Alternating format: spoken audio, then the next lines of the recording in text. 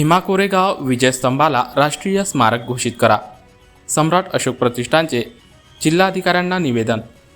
भारतातील दलितांच्या अस्मितेचे शौर्याचे प्रतीक भीमा कोरेगाव विजयस्तंभाला राष्ट्रीय स्मारक घोषित करावे या मागणीचे निवेदन तसेच विविध मागण्या आज दिनांक 1 जानेवारी 2024 रोजी शौर्य दिनाचे औचित्य साधत सम्राट अशोक प्रतिष्ठानचे वतीने मुख्यमंत्री यांना जिल्हाधिकारी अकोला यांच्या माध्यमातून सादर करण्यात आले.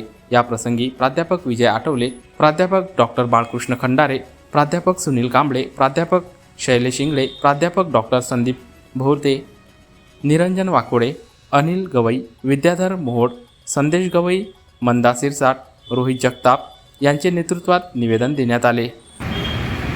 1 जानेवारी भीमा कोरेगाव शौर्य दिनानिमित्त सम्राट अशोक प्रतिष्ठानच्या वतीने आज माननीय मुख्यमंत्री महाराष्ट्र राज्य यांना जिल्हाधिकारी यांच्या माध्यमातून निवेदन सादर केलेलं आहे.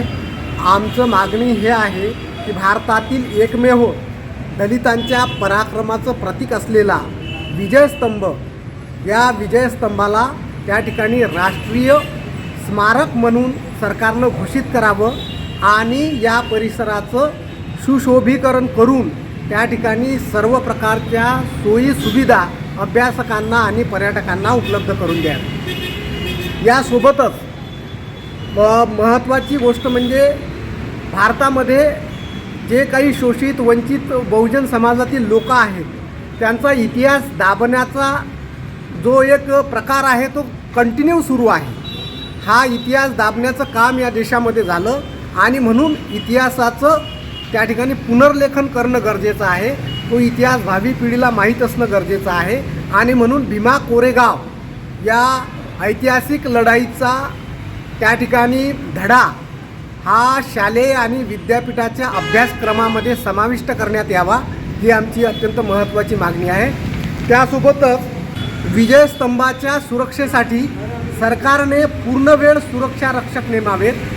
त्या ठिकाणी विकास आराखडा मंजूर करण्यात यावा आणि भीमा कोरेगाव येथील दंगलीच्या पार्श्वभूमीवर महाराष्ट्रामध्ये जे काही आंबेडकरी तरुणांवर गुन्हे दाखल करण्यात आले होते हे सर्व गुन्हे मागं घेण्यात यावे, रद्द करण्यात यावे अशा मागणीचं निवेदन या ठिकाणी आज आम्ही जिल्हाधिकारी साहेबांना दिलेलं आहे.